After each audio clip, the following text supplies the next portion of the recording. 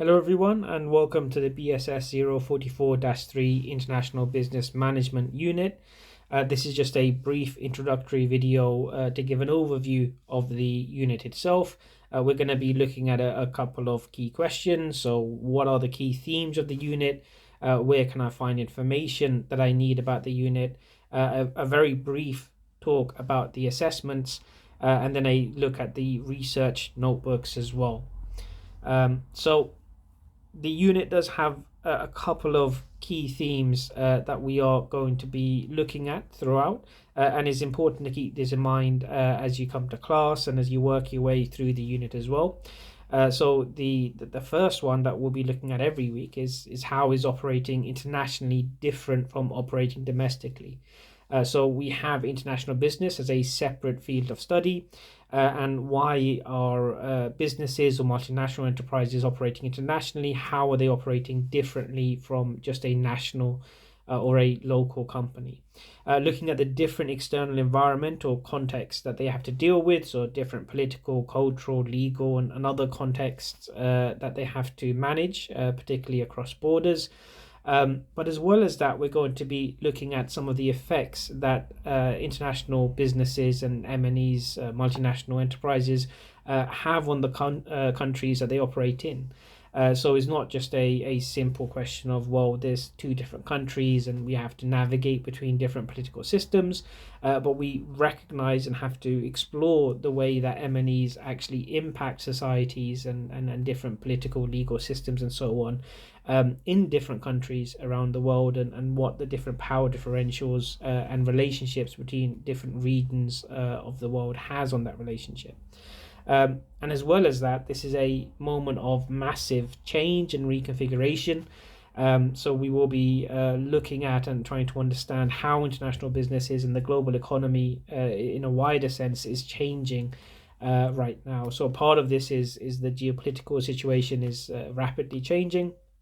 So we've gone from what seemed to be a relatively stable unipolar world in the early 90s, a world where the US was the only superpower on the world stage, and things seemed to be relatively stable, at least in terms of big international conflicts, to a world of rapid reconfiguration, an emerging multipolar world, different regions of spheres of influence, and real reconfiguration in how the global economy operates as well.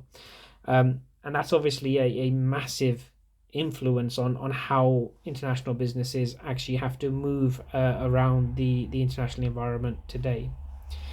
So we have our week by week topics that we will be working through. So whether it's political, legal systems and culture, firstly setting the broader environmental context at the start of the unit, and then going through various functional areas and key themes as well. But those previous four key themes is what we really want to keep in mind as we move through the unit.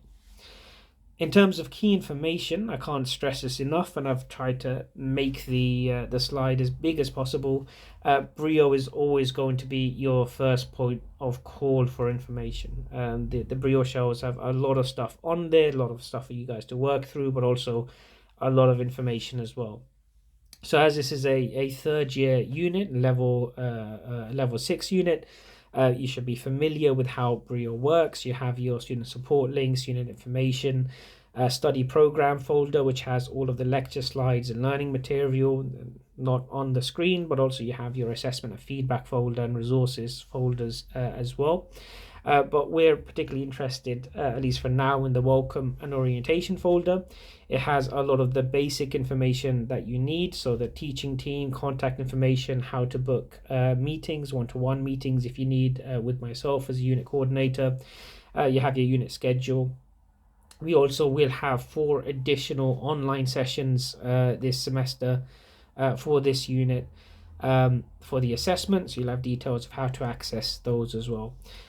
But what I really do want to draw your attention to is the actual handbook. So there is a unit handbook on the Brio shell. So on the screen now is the Bedford handbook, but each location has its own specific handbook with details which are unique to it, including times, rooms, and so on.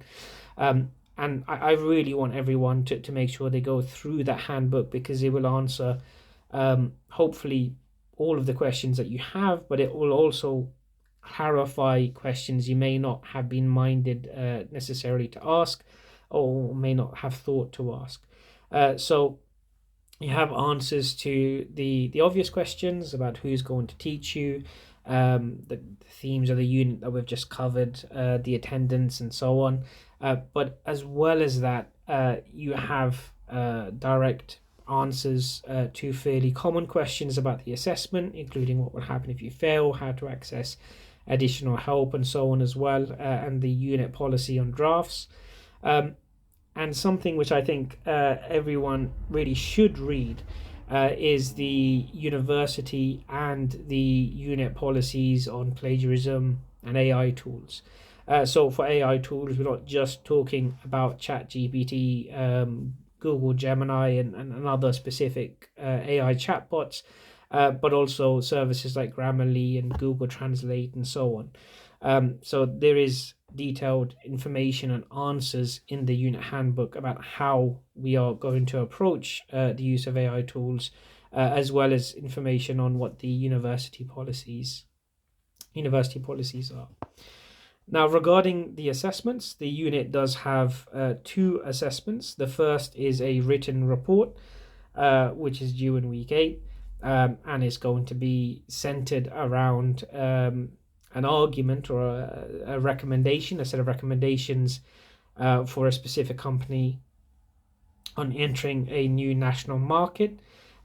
You'll see in the assessment and feedback folder, you have your assignment brief. You also have a process log, which is a requirement of the assessment brief, and something which is called a company proposal template.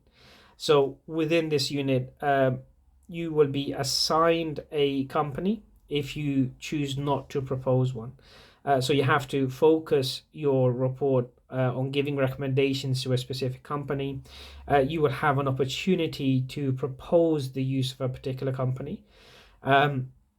We generally will approve the use of that company, but there are a couple of caveats. So number one is that you need to demonstrate your research ability in the assignment.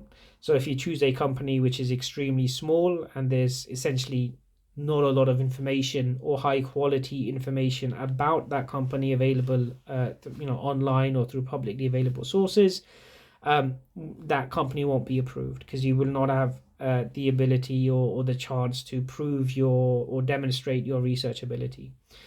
Secondly, if your company already operates pretty much everywhere in the world, you're not going to be able to make a sensible recommendation. So, for example, if you're talking about a company like Nike, they already pretty much operate everywhere that they could operate. So your only options to expand into a new country for Nike, a new national market, is something like North Korea, perhaps. And you're not going to be able to make a strong argument for that. So that would not be a good idea. So companies which are just far too large are also going to be not accepted. However, if you choose not to propose a company, you will be assigned a company that we know will be absolutely fine for the assignment. It's large enough to have good information, but it's not so large that you can't make any good recommendations. The second assessment on the unit is an exam. It is a 3 hour 15-minute usually exam. It's supposed to be a 3 hour exam, but there is a formula to add some time on, because since COVID it has been an online exam. There will be a revision session for the exam, both an online session as well as an in-class revision session as well. And for the first assignment, there are 3 additional online sessions also. So there is a lot of support available. Make sure you read through the unit handbook and take note of when the support sessions are going to be and how to access them. Lastly, just a quick note about the research notebooks, which is going to be a new folder that you will see on the Brio Shell. This is our unit-long research project, group research project that we're running this unit. It's not assessed but it is something which will directly help you with the assignment. You're essentially going to be working on a specific case study, applying unit concepts, models, and theories week by week to that case study, and practicing the exact same things that you will need to do in assignment one, as well as getting familiar with concepts and theories that will possibly, potentially, in some cases, likely be on the exam as well.